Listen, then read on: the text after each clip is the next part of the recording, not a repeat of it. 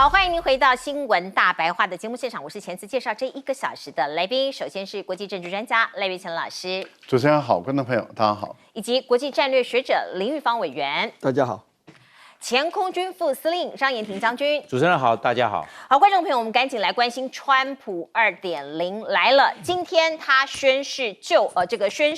任美国的第47任总统。另外呢，晚上他出席了所谓的这个就职 party 哦，他非常开心。我们请导播让我们看看川普在这场 party 里面呢，边切蛋糕边热舞。还问了这个驻韩的美军说：“哎，金正恩好吗？”哦，他真的是志得意满。你看他手足舞蹈的拿着这个切蛋糕的刀子，可是一边还是不忘在那边扭动他的身躯哦。这个所有的喜悦都写在他的脸上。川普很开心呐，他终于又回到了白宫。我们看到《时代》杂志的最新一期报道的封面就是他哦。你看到呢，他一方面呢板起脸孔，然后很用力的把桌子上面所有的档案文件通通把它甩到旁边。那另外我们看到一个小标题 ，He's back。他回来了哦，川普回来了，会做什么事情呢？我们看到他上任首日，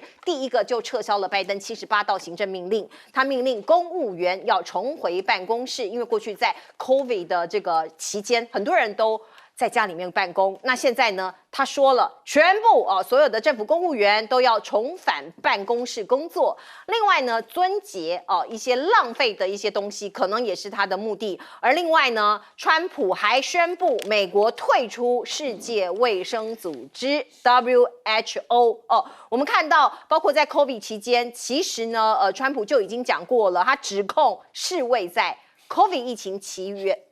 源上协助中国误导全球，所以他立刻兑现他的承诺，我就退出，我就退群。可是未来呢？未来这个领导全世界卫生的这一个组织，如果没有了美国，是不是由中国来当老大？那中国想不想当老大？另外，在欧洲很多国家也在里面呢，他们会怎么想呢？还有呢，川普一直不相信全球暖化，所以他也立刻退出了巴黎气候协定。其实他在第1任就这么干了。未来可能会怎么样呢？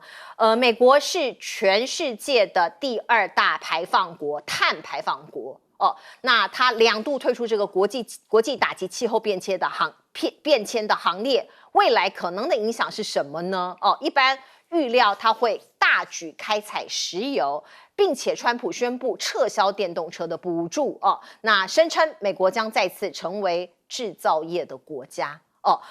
另外我们看到呢，专家也说这会让中国受益。因为退出巴黎协定将会削弱美国在太阳能、电动车等绿能产业与中国竞争的能力，中国会受益，美国会进一步的落后未来的世界会怎么走呢？包括川普其实在选前已经讲了，美国以后只能有2种性别，所以呢，他也签署了这一道行政命令，影响可能是什么呢？我们知道美军军中有1.5万跨性别的军官和士兵这个服役的人，他们未来可能就要被退役了这是可能这个有一些影响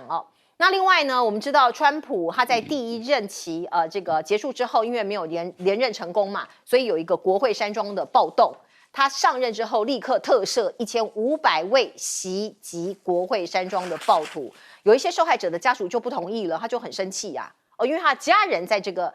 暴行里头受伤或者是死亡。那另外呢，以防川普报复，我们看到拜登在下台前也预防性的特赦了福奇跟密利。福奇是免疫科学家，大家知道在疫情期间他有很多的看法其实川普不认同所以拜登就预防性的特赦他。还有美国前参谋总长联席会主席密利。这个国会山庄的骚乱众议院特别调查委员会的成员这些人先给他保护起来，先给他特赦因为担心川普会对他们展开一些报复。我们看到川普可能最倚重的一个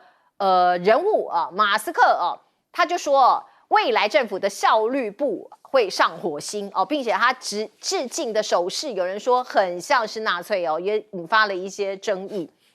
我们知道 TikTok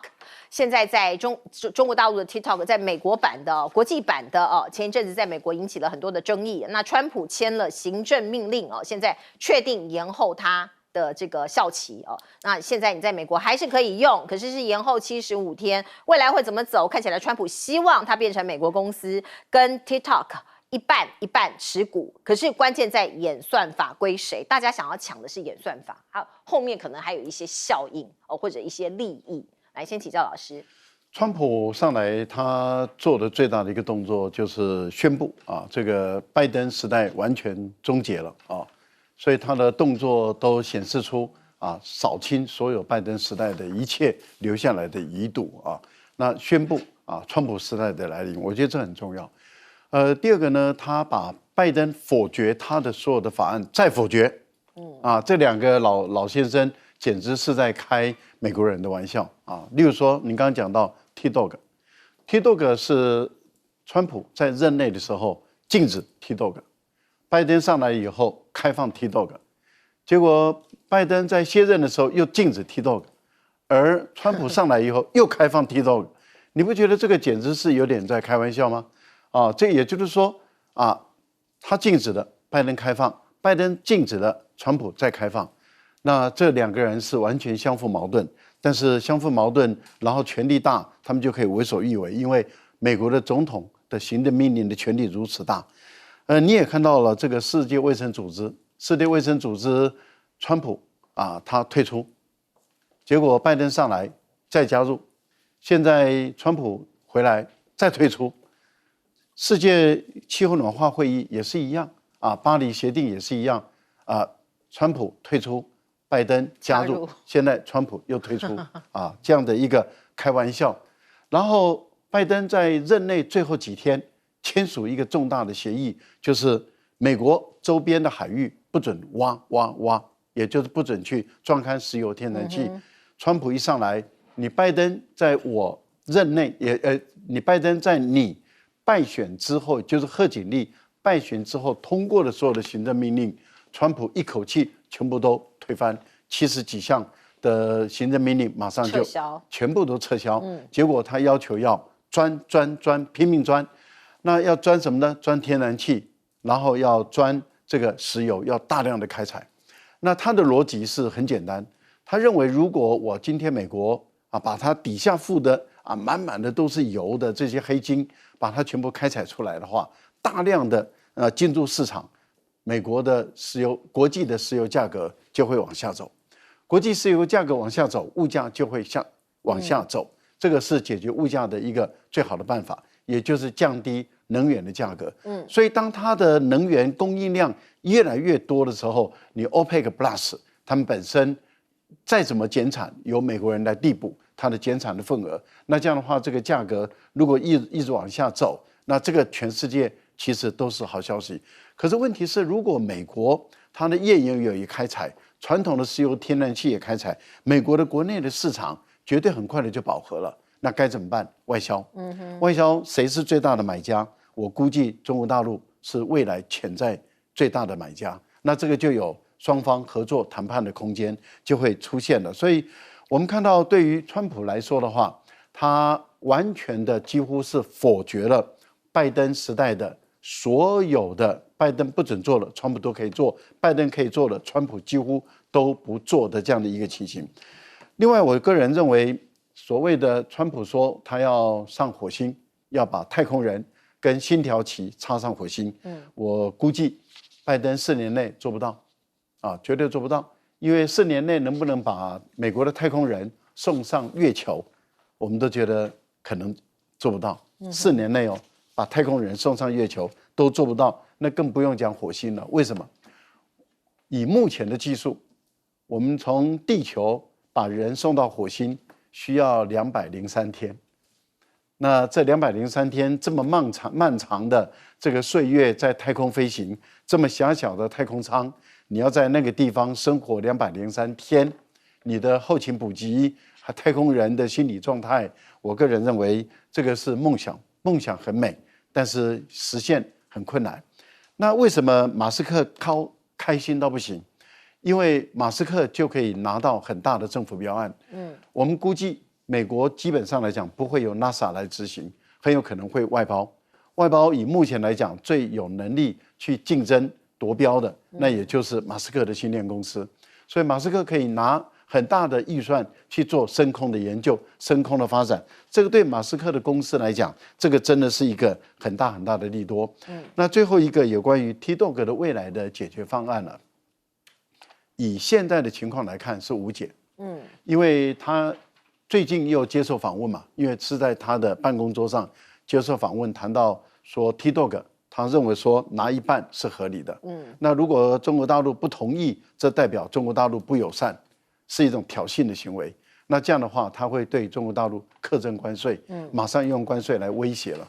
可是我个人觉得，大陆已经很明确的表达了 ，TikTok 它的母公司是中国的公司，就必须要按照中国的法令，按照中国的法令，关键的技术，也就是您刚刚所提到的。演算法，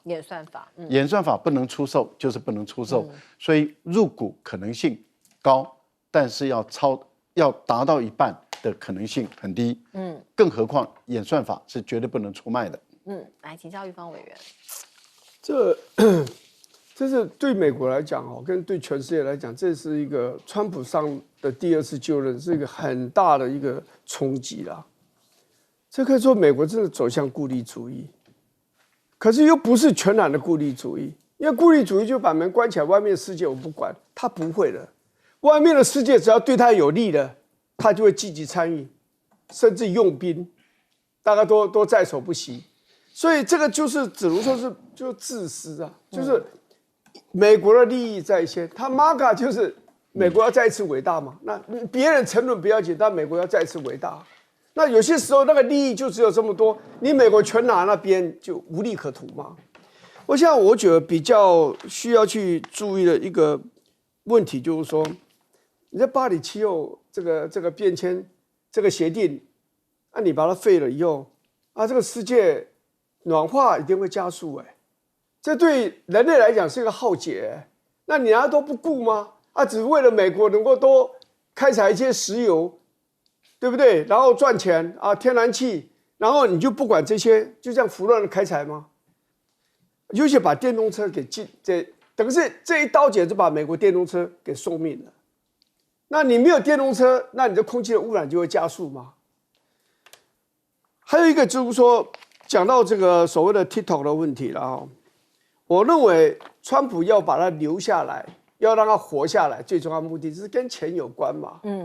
川普在眼中就只有钱，只有美国利益嘛，而且这个利益最好跟他有关嘛，对美国好也对他好嘛，是不是？所以以前前阵传出说，马斯克可能会买这个 TikTok， 我认为不要低估要马斯克现在跟川普关系这么深，然后选举的时候，这是马斯克替他出了多少钱啊？对，200多亿对不对？所以。马斯克越肥，美国越肥，川普就跟着越肥嘛，就已经这样了。他下来以后，生意继续做嘛，跟马斯克的合作会更加的顺利愉快嘛。所以我的感觉，中国大陆大概也不想让 TikTok 死掉了，因为 TikTok 的存在对中国大陆来讲其实很重要，不是只有钱的问题，因为 TikTok 里面还是有一些的讯息，一些的资讯。我觉得中国大陆是希望它存在的，让全世界人去分享的那讲到一个我最没有办法接受，是因为这跟台湾有点一样的就是我们有太阳花占领立法院嘛然后呢，美国就是有这个1600个人这个犯罪，然后这个进入这个美国的这个国会山庄里头嘛。你知道我今天看了一个新闻，其实我是很难过。这里面有个警察，被6个暴徒攻击攻击他的人现在都没有事了，都可以走出监狱了，都被特赦，都没有事了。他觉得他被背叛，他用那个字叫 betray， 他觉得他被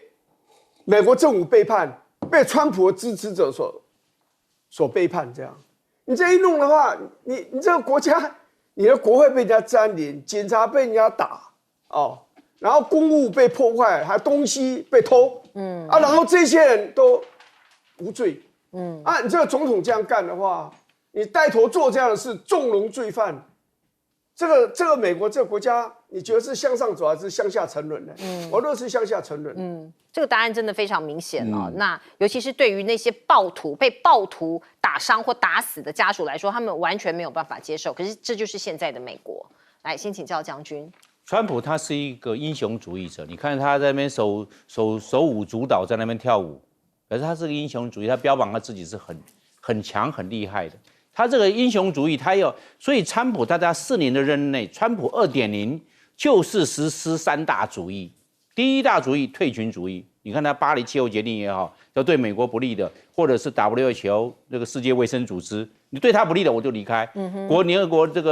个我们叫做人权理事会，那你如果对我美国有所不友善，我就离开，我还要去交什么会费啊？我觉得退群，只要对美国不好的、对美国发展不好的退群，因为他要美国再度伟大嘛，所以退群主义，我认为他第一个现在已经就开始实施了。第二个，我认为他会实施的是高墙主义，高墙嘛，你看他贸易壁垒，对所有的对美国进口的这些所有的货品都增加到10%到20%的关税。对中国大陆进口的货品增加到60%的关税，这个就是高墙主义嘛。然后对所有的这些非法移民，通通送回去，在美墨边境通通盖高墙，通通回去，因为他抢了美国的就业的机会，抢了美国的就业补助，还抢了美国的其他的这种我们讲到的人道救援的物资，你都回去，通通回去，这就是美国的高墙主义。那现在看起来很清楚，川普在这一方面，川普的2.0就是要做这些。还有剩下的美墨边境的高墙没盖完的，继续盖，然后通通让这个所有的中南美洲的，包含尼加拉瓜、多米尼加、萨尔瓦多，还有洪都拉斯、瓜地马拉这些所有的要经过墨西哥边境进来的，通通阻挡，不要去抢美国就业的机会。这就是要做的是高墙主义。那第三个，我认为美国走的是扩张主义。他为什么要吃加拿大豆腐，避免美国第51州？为什么要把巴拿马运河拿回来？还有要把墨西哥湾改为美国湾，这就是个扩张主义。尤其最重要的，要把格陵兰弄下来。那格陵兰弄下来的话，格陵兰216万平方公里的土地弄进去，那这样的话，美国不是扩张，它就是走扩张主义，让美国再度伟大，就一定要走扩张主义。这扩张主义不得不对俄罗斯妥协，不得被中国大陆做让步，因为它走扩张，扩张的话会对会有这些在国际上有影响力的，尤其是中国大陆跟俄罗斯是有这方面有掣肘能力的，那他要不要他走扩张主义，要不要走妥协？他会跟这2个大国做妥协。当然，包含这个联合国这个常任理事国，包含英国跟法国，因为他们毕竟是小咖，所以美国在这一方面就不会太重视他们了。所以我们来看，为了成就川普的英雄主义、他的扩张主义、高墙主义，还有包括了我们说退群主义，这是川普2.0要去做的这3件事情。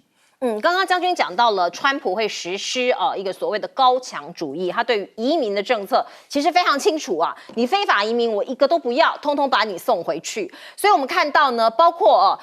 移民的政策之外，大家在想说，中国这个部分是不是会邀请美国总统来访问北京呢？外交部已经有最新的回应了，这是来自于中国大陆外交部的发言人，他说中方愿同美国新政府一道那推动中美关系在新的起始点上取得更加多的进展这个是最新的消息，看起来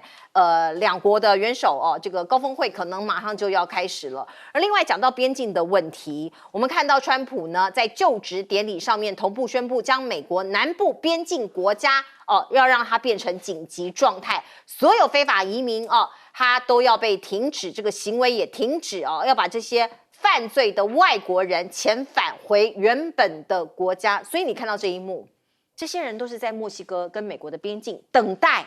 可以进入美国的。那当川普在这个美国海关跟边境保护局应用程式的 CBP-1 同步在川普宣布的时候就把它关闭了那这些移民有的就哭了，立刻哭了，因为他们原本是透过这个 app来申请，然后慢慢排慢慢等有一天可以进入美国，可是现在完完全全不可能了，这个庇护申请都已经被撤销了那他们就哭出来了。而另外川普还宣布了说未来你取消身份属地主义，美国的身份属地主义就是你在美国出生，你就是美国人。大家记得吗？很多台湾人跑去美国生小孩，就是希望生出来的小孩是美国人。可是现在川普说我取消这件事情在美国出生不再获得公民权。可是问题来了，美国宪法第14条修正案有写明，任何在美国境内出生的人都是美国公民，所以你川普未来要修宪吗？哦，你已经有一个碰撞了哦。我们再来看看呢。过去加州大火的时候，不是加拿大跟墨西哥跑去派出一大堆的消防员到当地救援吗？还借你水，借你飞机。结果现在川普的关税大刀第一刀砍向谁？砍向加拿大跟墨西哥，不是砍向中国啦。过去有放话说可能第一个是中国，可是现在第一刀是加拿大跟墨西哥。真的是真心换绝情呢。川普就没有在管你盟友的啦，他想怎么干就怎么干。而另外，我们看到彭博社的报道是说，川普不会立刻宣布对中国加征关税，市场现在大松一口气因为如果真的一下子加征中国大陆的关税，那影响可能更大所以川普打算2月1号前对加拿大、墨西哥课征25%的关税，美股。这指数应声下跌这个美股重挫，我们看到美股的这个指期重挫，纳斯达克这个跌了大概将近1%加币跟墨西哥披索大概贬值超过1%。那这一场就职演说里头，全世界真的都在看看川普想要使出什么招。之前新闻报道的都对，都成真讲到。说是墨西哥湾要变成美洲湾，还有这个巴拿马运河也要拿回来都讲出来了。我们看到巴拿马总统就说了，这一条运河啊，不管是现在或是未来，都是我们巴拿马的，没有任何国家可以干涉运河的营运那川普这个课税的这个战争这个加拿大备战这是史上最大的贸易战。现在来了前加拿大的副总理这位女士方慧兰她说我现在要来角逐自由党的党魁我要来竞逐总理大位我才是对抗川普的最佳人选。过去她辞职就是因为那个时候她觉得说她不满意。当时这个总理的一个方针，现在他说我可以来接任这个大位，我可以对抗川普。来，请教老师。川普对非法移民他是完成的他认真严肃的，所以我们可以看到这些滞留在美国的非法移民者，他们的内心的压力很大。前段时间先被有意的暴露出来，说要先从芝加哥扫荡那后来他们就很紧张，说在查这个。泄密者为什么？因为这个一旦泄密，他本来要从芝加哥的黑帮，也就是非法移民中进入黑帮，然后做毒品买卖的毒贩开始先清扫。那这个对芝加哥不会是一件坏事情，但是他用这个来作为指标的时候，那就会使美国的很多的非法移民者很有可能就会被贴上标签，就是说非法移民既然是非法，那本身就是罪犯了，再加上又从事毒枭、毒贩，然后。这个黑社会，然后被端了，这个好像对川普做了一件是大快人心的事情，符合美国人利益的事。那这个被揭露出来了以后，对于这个联邦警察来讲，他们就尤其是移民撒谎非常愤怒。为什么？因为他们就有时间去重新布局，也就是该先彻底的彻底、疏散的疏散。那这样的话，他们在执行上会比较困难。现在我们看，这个移民撒谎，他现在在推这个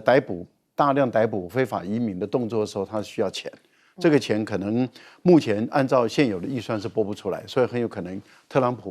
普要用他的特别预算来给。然后还有就是人的问题，因为有钱才能够再聘多一点人，才能够调动不同的军队、警方来去执行任务，而且最后还是要动用军队。所以目前来讲，美国的军队也可能会往南部的方向来移动，这个都是在打击非法移民这个部分。那另外一个部分里面，我们留意到的地方是在于哪里呢？巴拿马运河的问题。巴拿马运河，我觉得卢比奥他手上的难题是他要确定这个川普到底是要什么，因为你是要把巴拿马运河的整个主权夺走。这个巴拿马运河是在巴拿马境内，它是国家的领土、国家的主权。当初是你开凿没有错，你也赚了不知道多少钱回去了，那你怎么可以说这个你想抢就抢走？这个是侵犯一个国家主权的。那最后你是不是为了要守住你所抢来的这块运河，你是不是还要派部队去？而一旦派部队的时候，会不会跟当地的居民不断的爆发冲突？会不会衍生出游击战攻打这个美国的军营的这样的一个情况？这个未来要解决的。如果不是的话，那你只想要有营运权、经营权。那现在经营权不在你美国人手中，不在你美国人的企业手中，你要把人家合法的经营权拿走，你要打司法官司，尤其是打国际司法官司。那最后一个，你是不是只是想说，让你的美国的军舰可以免费的自由通过这个巴拿马运河？那如果这个事情的话，那就比较好解决。或者是你美国的货轮、邮轮通过巴拿马运河的时候，比一般国家的通过权它的费用比较低，给予它的一些这个折扣。那如果是这样，那就更好解决。那现在的情况就是看于说你川普、你的卢比欧，你怎么去跟巴拿马的这个总统他们来谈判。我想最终会进入外交谈判来磋商怎么解决巴拿马运河的问题，但是要硬生生的把人家抢走，我个人觉得这个实在是太超过了。最后我们谈到中美之间的关系，川普他在就职前3天，因为大陆一直没有给他回应，说到底派人还是不派人，因为所谓的派韩正派谁都是爆派的。那大陆没有正式给他，川普耐不住了，打了个电话给习近平。那当天中国就宣布韩正代表习近平出席了，所以川普心中的那块石头掉下来了。这第一个。接着川普又释放出第二个讯息，说他希望上任100天之内能够到中国大陆去访问。这个就已经考验了卢比奥了。卢比奥当初因为新疆的议题他被制裁的。对。那他怎么去大陆去？那有没有可能大陆给他任职期间内的豁免，还是他直接先解除新疆的议题之后，他就能够去北京跟王毅来会谈？因为总统要去到访，这个外交部长一定要打前锋。那这怎么去处理？对，那大陆已经回应了川普去北京访问的事情了。回应的方式，第一个元首引领，第二个3原则，相互尊重。新疆的议题其实就在相互尊重里面了。我个人认为卢比奥可能要先拆掉这个大蛋。来，玉芳委员怎么看？我觉得这个移民其实是个大问题啦。但是这个也是川普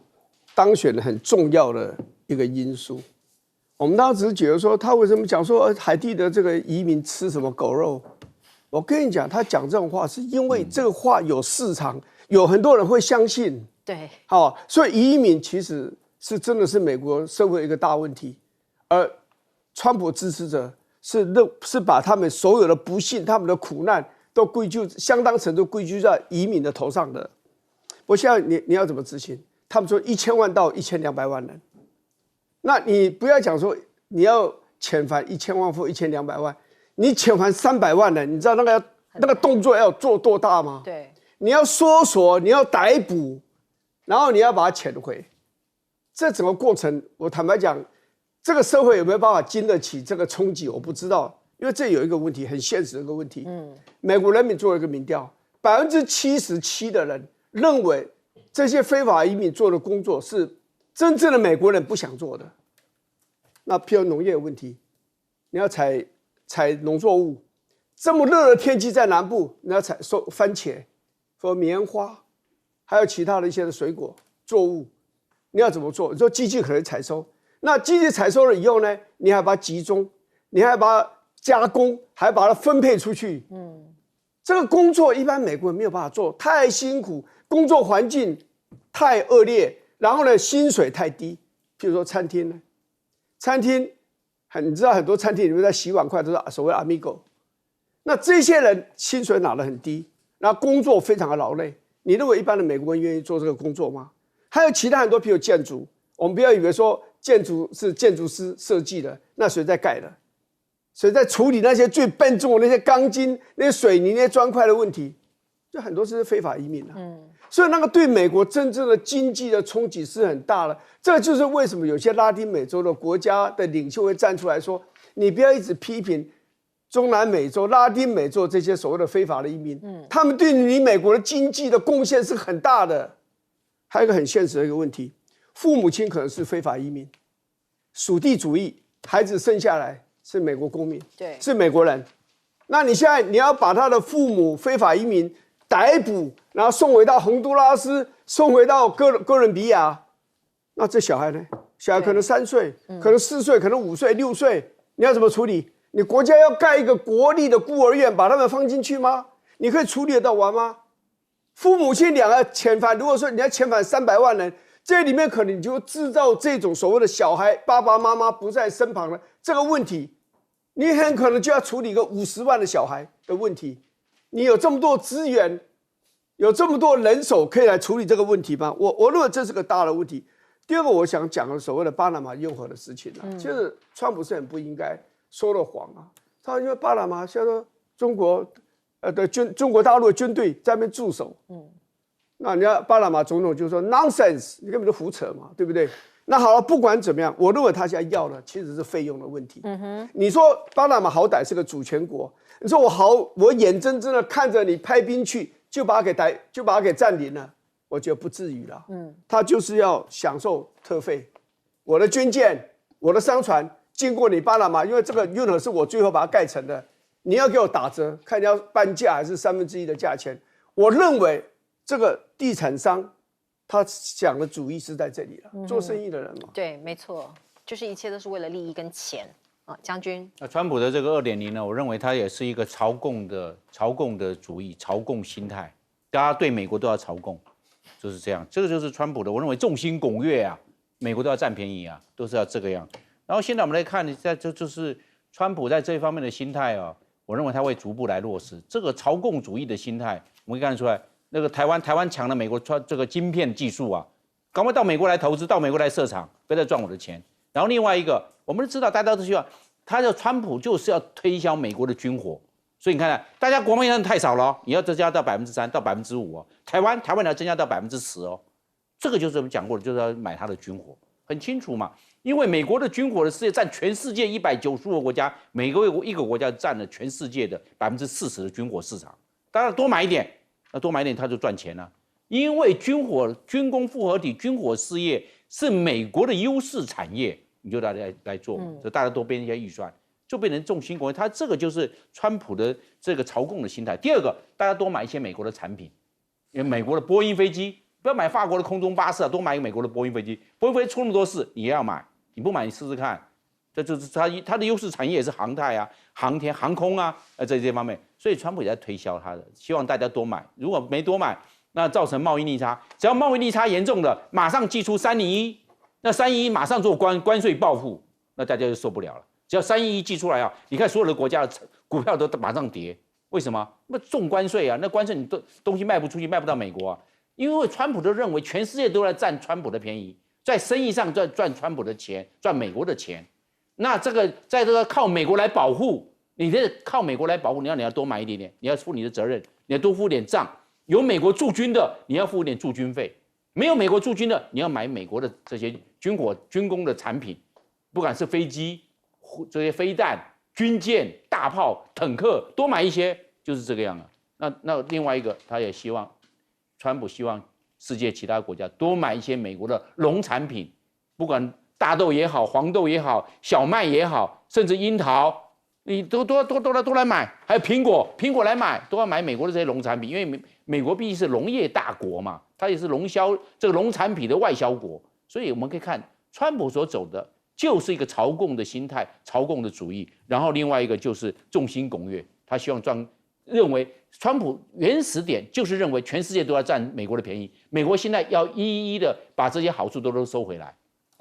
好，我们看到了川普就任了哦，这个以哈战争看起来慢慢落幕了，两边也和解了。可是乌克兰的战场有解吗？一开始我们看到呢，包括这2天，乌克兰又发动最大规模的攻击哦，企图证明乌克兰有能力抗衡俄军，要争取更多的支持。所以你看到他攻击什么呢？攻击这个俄罗斯的石油储存设备、炼油厂、化工厂，还有弹药厂等等地方。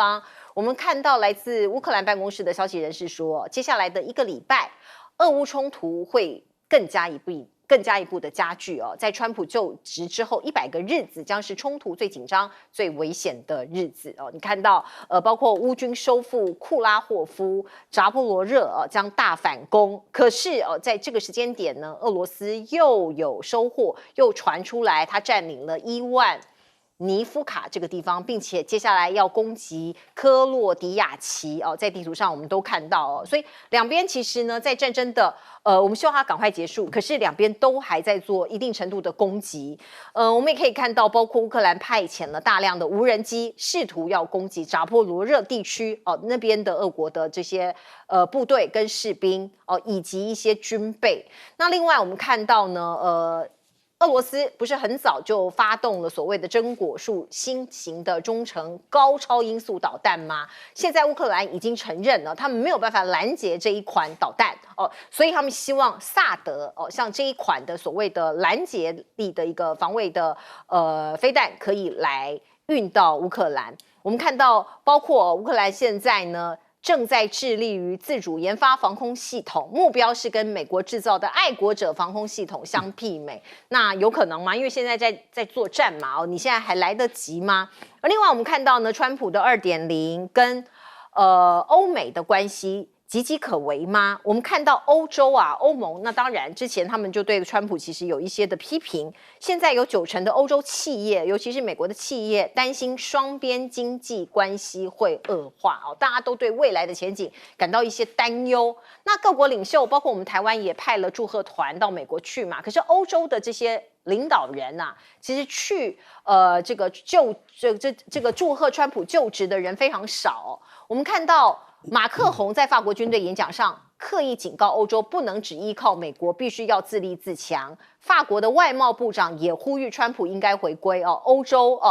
已经回归了，欧洲必须要做一点程度的觉醒，并且要大团结。而唯一参与的欧洲的领袖就是意大利的总理梅洛尼。你看到呢，在这场宣誓的就职典礼当中镜头一直拍到这位美丽的总理那他也透过 X 平台贴出2个人的合照，并且发文说，美国跟意大利的友谊将在共同的价值观下继续深化意大利跟美国有共同的价值，而大家关心的晶片战有可能出现转机吗？我们看到一名新加坡的专家他是投资专家，他特别点出来，他说中国有优势中国的企业有优势3个条件，包括它的人才库很多，包括它有资金包括它的市场也够大。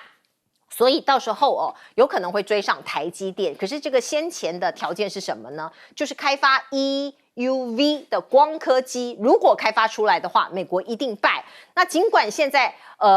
看起来没有办法获得这个艾斯摩尔的这个光刻机，不过呢，他说只要有一家中国公司成功开发出这个光刻机的话，那美国对中国的晶片战争就会结束。那其实我们现在也不理解，到底中国在这方面的开发的能力是不是已经有这样的成就了？来，我们请教严庭将军。我认为这个川普2.0要对乌克兰战争呢，他现在采取的策略让子弹飞一下吧，让他看一看，让他飞吧，因为乌克兰不愿意结束战争，双方都不愿意结束战争，那就让子弹继续飞，看一看谁倒霉。结果我认为我说乌克兰倒霉了，因为越打的话，乌克兰打仗当初要对俄罗斯来看的话，只要美国不派兵，乌克兰面对的就是大输跟小输。那个战期越短小输，战争拖越长大输，就是这样子。除非美国派兵，美国只要派兵，整个态势完全扭转，是这样。但是美国不派兵啊，川普会不会派兵？我判断川普不会派兵帮助。那你乌克兰单独面对俄罗斯大军。那现在什么乌克兰它这个又已经研发成功了这个防空飞弹系统，那是缓不济急啊！你在10年前、20年前研发成功继续量产，现在派上用场。现在研发成功想要量产来不及了，因为战争已经打到末端了，打到下半场了才知道要开始练身体，那已经来不及了。在上全级战场之前就要把身体练好，不能说在前期打一半说我现在开始练身体。那时候缓不济急，没办法充分的用上，所以来看，现在乌克兰防线逐渐要继续崩溃，它的光复计划跟胜利计划那是不可行的，只是空洞，到最后面为止没有实力，那只是空洞计划。那空洞计划来看的话，现在让俄罗斯打的是顺风顺水，所以俄罗斯普丁他气定神闲。那乌克兰来看的话，乌克兰整个征兵已经下修到17岁，换句话说，乌克兰已经没有战力了。17岁下去了就剩16岁，那就变成娃娃兵上场，那是变成非常残酷的。因为娃娃兵是没有作战，没有那些概念，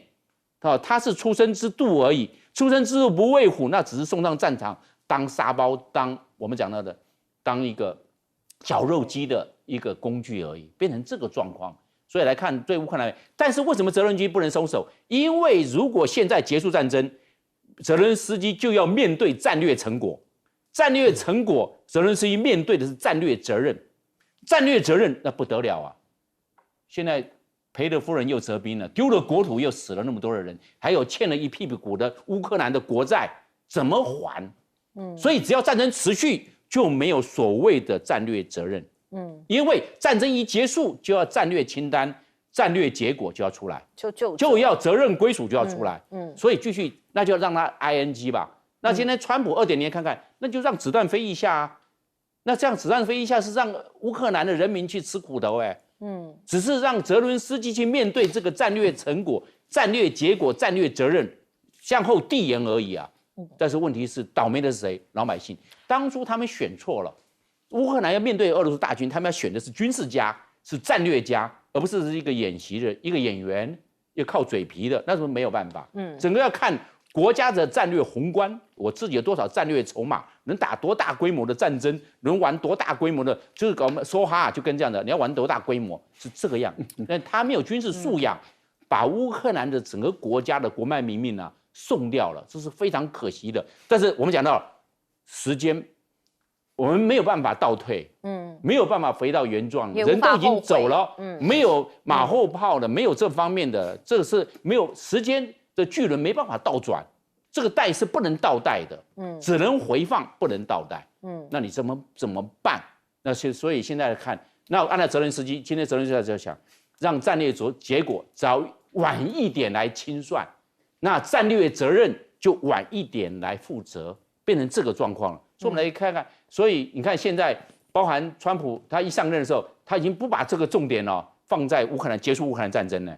不是这个样子的，他反而回来看要美国过那个再度强大，是看美国的经济的状况了。那让他飞一下，那换句话说，那泽伦斯基可能我认为会不会成为一个战略弃子，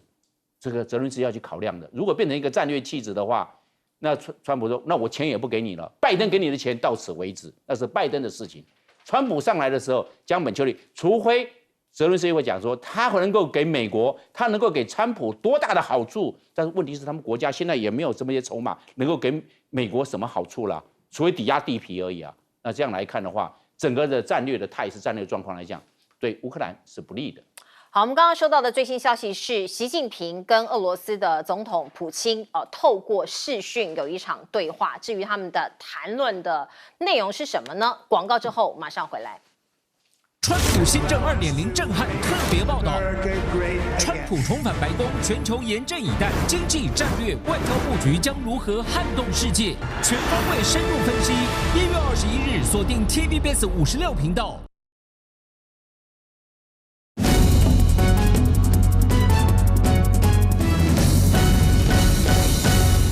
好，美国总统川普才刚刚宣布就职，我们立马就看到了习近平跟普京举行了一项视讯会议。这项视讯会议是在人民大会堂，我说的是习近平来跟这个川普两个人坐下来谈了什么，现在不知道。不过我们收到的 CCTV 的报道是两个人谈话的气氛很不错。来，请教老师。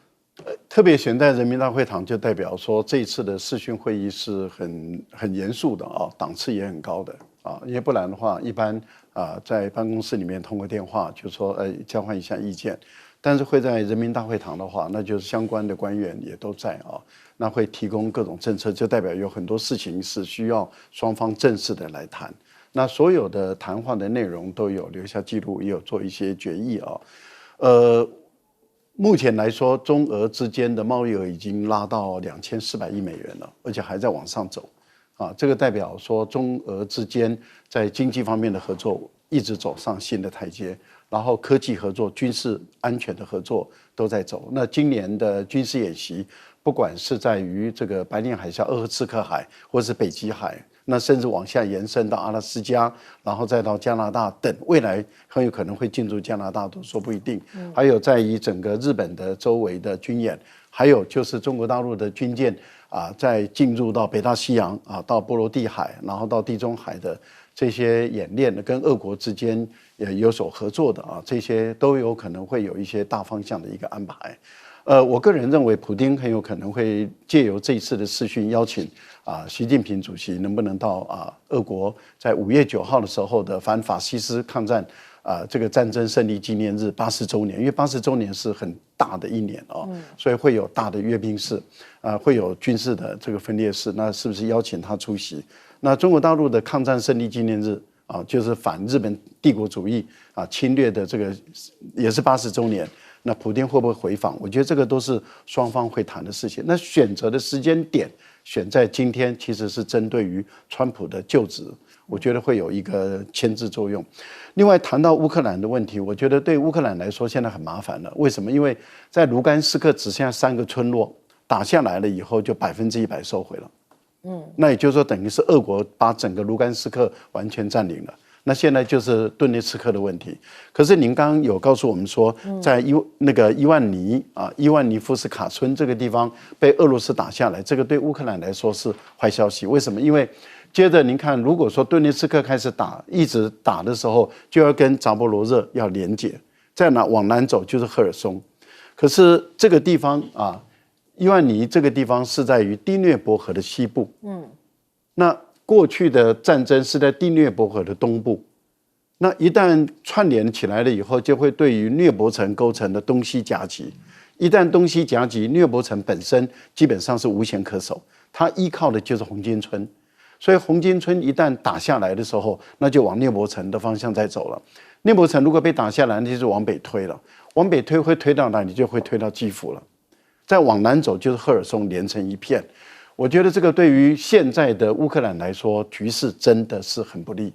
所以如果没有更多的军演，没有直接的军力到的话，乌克兰基本上它在整个第聂伯河的东部甚至西部的若干的领土，那么整个丢掉的几率是很高的。好，我们进一下广告。川普新政2.0震撼特别报道，川普重返白宫，全球严阵以待，经济战略、外交布局将如何撼动世界？全方位深入分析。1月21日锁定 TVBS 56频道。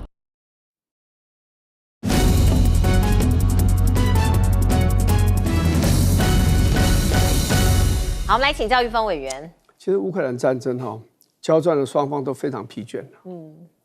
你说俄国当然是比较强，因为你在乌克兰打仗，再怎么打烂的都是你乌克兰的。但是你去看一件事，其实俄国也打得非常辛苦。第一个，乌克兰用无人机不断的攻击，有的地方都到了莫斯科的郊区去了，所以战争是真的是有延伸出去，进入俄国的土地上。